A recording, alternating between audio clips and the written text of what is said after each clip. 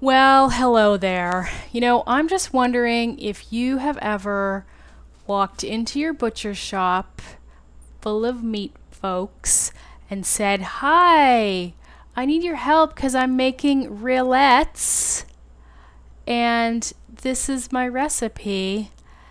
And then you realize that is not how you say the word because the butcher guy, he goes, "Oh, yeah, Riette, that's amazing. Let me help you." And then I'm like, "Oh, no L sound, no S sound." Well, it's confusing. Anyway, so today, I hope that hasn't happened to you. And if this video can help just one person not have that embarrassing moment, it will be all worthwhile. Okay, so today I'm just going to give you a quick tutorial on how to make rillette. It's not going to be a cooking show. It's just going to be like sort of a step-by-step. And I brought some props. Oh, also, this is Andrea Bassett from Forcemeat Academy. Hello, welcome. Thanks for being here. All right, so first thing you want to do is find a good recipe. Now, fortunately, rillette is so simple to make, but it's still great to have recipes. So I got my handy meat recipe binder here. What I like here is this classic French pork rillette recipe from the Spruce Eats. And then you can see down below that I modified the spices, which was great because I used a turkey leg and boar belly for that one. But I didn't write down where I modified the spices from. Don't do that part.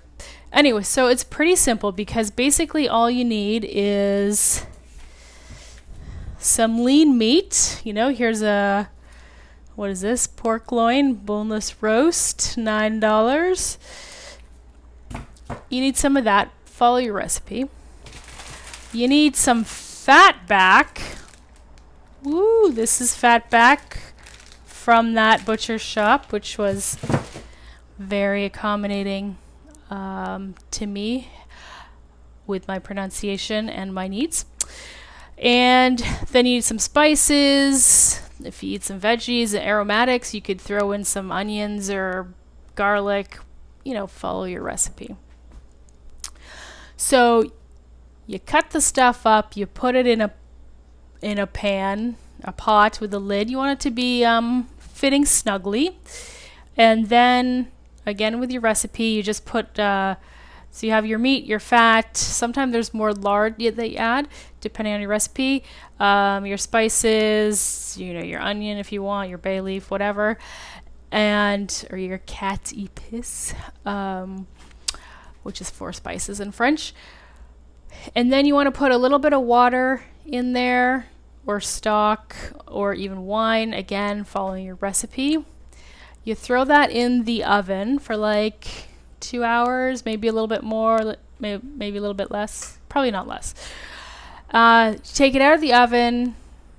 You let it cool down enough so that you can take out, well, in this case, I showed you some pork roast that is boneless, but you can also use duck legs, that's very common, chicken legs, turkey legs, so bony meat. So if you have used bony meat, then once it's cooled down, you take out the things you don't want, which is if you got a bay leaf in there, if you got bones in there, or a mushy onion that you don't want in there, whatever. Take that stuff out, and then you could even, you just basically mix it up. You could use your stand mixer if you have one. I do not, with the paddle, just to mix it all up.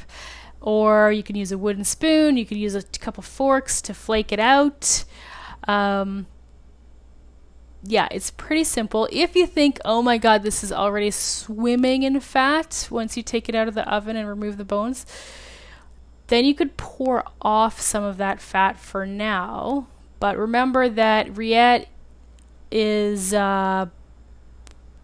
basically a 2-ingredient dish, meat and fat. So you don't want to pour off too much. Anyway, once it's all mushed together, some people like their rillette fine and some like it chunky, so do what you like. Then you put it in a jar, squish it down, maybe bang it on the counter a little bit so that the air pockets come out. Squish a little bit. You melt some lard or schmaltz or duck fat. You could do butter, but it's too hard on top, I find. Melt that, pour it on the top so it's like maybe this much fat layer on top. That protects it from the air and helps preserve it. And then at the end, so I use mason jars. I just took this out of the freezer, so it's a little bit, I'm just wiping this off on my shirt. So that's what it looks like when you're done, but not sweaty like this. And then on the inside, you see that's a layer of fat right there. This is frozen, so I can't take it out and show you. But as you can see, it's pretty fatty down there too. Yeah, and that's about all. So once you packed it in your jars, I do like these wide mouth mason jars, or if you want like the smaller mason jars, that's also nice. Or if you have like a fancy rillette pot, that's fine too.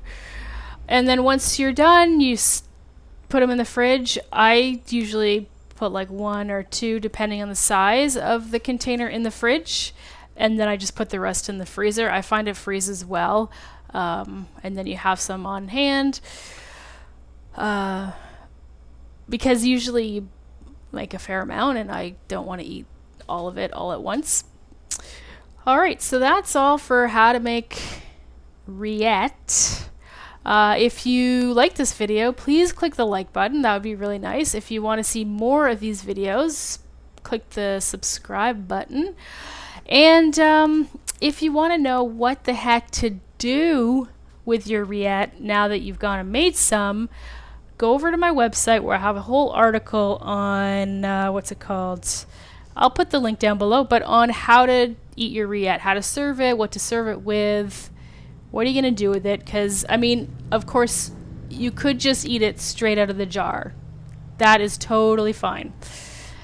But if you're looking for other reasons, head on over there and have a look. All right, well, thanks so much for watching. I really appreciate it. And I hope you have a great day. And may your rillette be always tasty. Okay, bye.